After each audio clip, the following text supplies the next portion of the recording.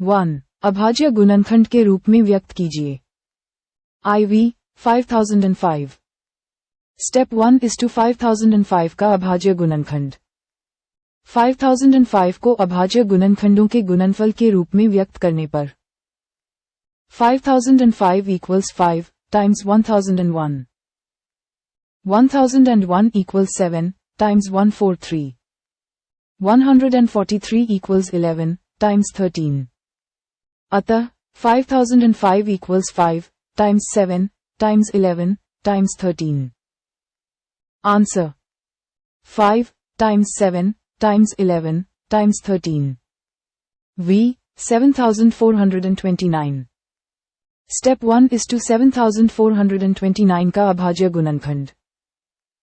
7429 को अभाज्य गुणनखंडों के गुणनफल के रूप में व्यक्त करने पर 7429 equals 17 times 437. 437 equals 19 times 23. अतः 7429 equals 17 times 19 times 23. Answer 17 times 19 times 23. 2. HCF और LCM ज्ञात कीजिए। E 336 और 54। स्टेप 1 अभाज्य गुणनखंड। 336 और 54 के अभाज्य गुणनखंड। 336 equals 2 times 2 times 2 times 2 times 3 times 7 equals 2 to the power of 4 times 3 to the power of 1 times 7 to the power of 1. 54 equals 2 times 3 times 3 times 3 equals 2 to the power of 1 times 3 to the power of 3. Step 2 HCF ज्ञात कीजिए। HCF उभयनिष्ठ अभाज्य गुणनखंडों की सबसे छोटी घात का गुणनफल होता है। Text HCF 336 54 equals 2 to the power of 1 times 3 to the power of 1 equals 6. Step 3 LCM ज्ञात कीजिए। LCM सभी अभाज्य गुणनखंडों की सबसे बड़ी घात का गुणनफल होता है। Text LCM 336 54 equals 2 to the power of 4 times 3 to the power of 3 times 7 to the power of 1 equals 16 times 27 times 7 equals 3024. Step 4 जांच कीजिए कि text HCF times text LCM equals text दोनों संख्याओं का गुणनफल। Text HCF times text LCM equals 6 times 3024 equals 18144. Text दोनों संख्याओं का गुणनफल equals 336 times 54 equals 18144. चूंकि 18144 equals 18144 जांच सही है। Answer text HCF equals 6 text LCM equals 3024. 3. अभाज्य गुणनखंड विधि द्वारा HCF और LCM ज्ञात कीजिए। E 8 9 और 25। स्टेप 1 अभाज्य गुणनखंड। 8 9 और 25 के अभाज्य गुणनखंड। 8 equals 2 times 2 times 2 equals 2 to the power of 3. 9 equals 3 times 3 equals 3 to the power of 2. 25 equals 5 times 5 equals 5 to the power of 2. Step 2 HCF ज्ञात कीजिए। इन संख्याओं में कोई उभयनिष्ठ अभाज्य गुणनखंड नहीं है, इसलिए HCF 1 है। Text HCF 8 9 25 equals 1. Step 3 LCM ज्ञात कीजिए। LCM सभी अभाज्य गुणनखंडों की सबसे बड़ी घात का गुणनफल होता है। Text LCM 8 9 25 equals 2 to the power of 3 times 3 to the power of 2 times 5 to the power of 2 equals 8 times 9 times 25 equals 1800. Answer text HCF equals 1 text LCM equals 1800. 4. HCF 306 657 equals 9 दिया है। एलसीएम ज्ञात कीजिए। Step 1, सूत्र का प्रयोग।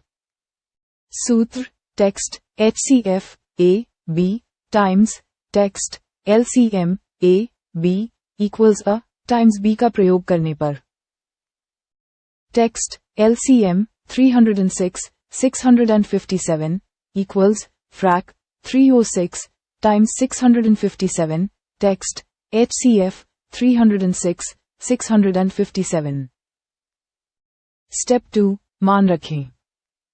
दिए गए मानों को सूत्र में रखने पर text LCM 306 657 equals frac 306 times 657 9।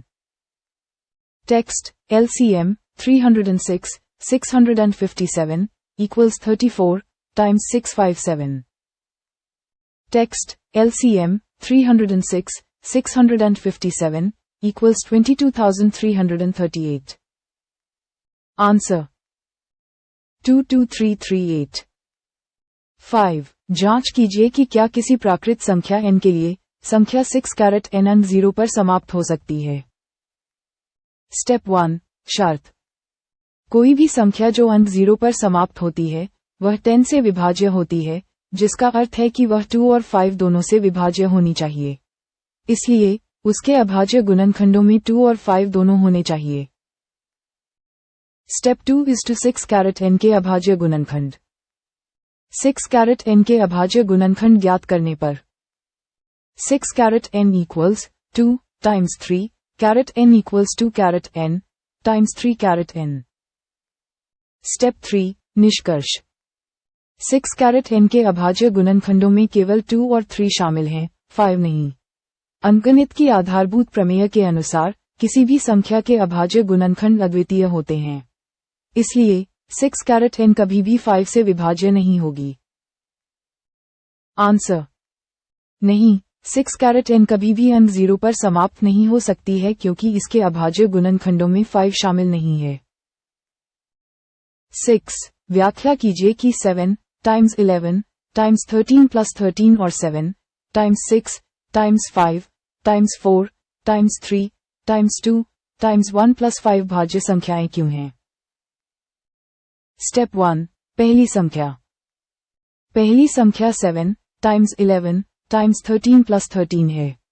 13 को उभयनिष्ठ लेने पर 13 times 7 times 11 plus 1 equals 13 times 77 plus 1 equals 13 times 78। चूंकि संख्या को 2 से अधिक गुणनखंडों 13, 78, 1 स्वयं के गुणनफल के रूप में व्यक्त किया जा सकता है, यह एक भाज्य संख्या है। स्टेप 2, दूसरी संख्या। दूसरी संख्या 7 times 6 times 5 times 4 times 3 times 2 times 1 plus 5 है। 5 को उभयनिष्ठ लेने पर 5 times 7 times 6 times 4 times 3 times 2 times 1 plus 1 equals 5 times 1008 plus 1 equals 5 times 1009। चूंकि संख्या को 2 से अधिक गुणनखंडों 5, 1009, 1 स्वयं के गुणनफल के रूप में व्यक्त किया जा सकता है, ये भी एक भाज्य संख्या है। आंसर दोनों संख्याएं भाज्य संख्याएं हैं क्योंकि उन्हें 1 और स्वयं के अलावा अन्य गुणनखंडों के गुणनफल के रूप में व्यक्त किया जा सकता है। 7. एक वृत्ताकार पथ। स्टेप 1, LCM ज्ञात कीजिए। सोनिया को 18 मिनट और रवि को 12 मिनट लगते हैं। वे पुनः प्रारंभिक स्थान पर तब मिलेंगे जब उनके द्वारा लिए गए समय का LCM पूरा हो जाएगा। 18 और 12 के अभाज्य गुणनखंड 18 equals 2 times 3 to the power of 2. 12 equals 2 to the power of 2 times 3. LCM सभी अभाज्य गुणनखंडों की सबसे बड़ी घात का गुणनफल है। Text LCM 18, 12 equals 2 to the power of 2 times 3 to the power of 2 equals 4 times 9 equals 36। Answer way 36 minute बाद पुनः प्रारंभिक स्थान पर मिलेंगे। AI response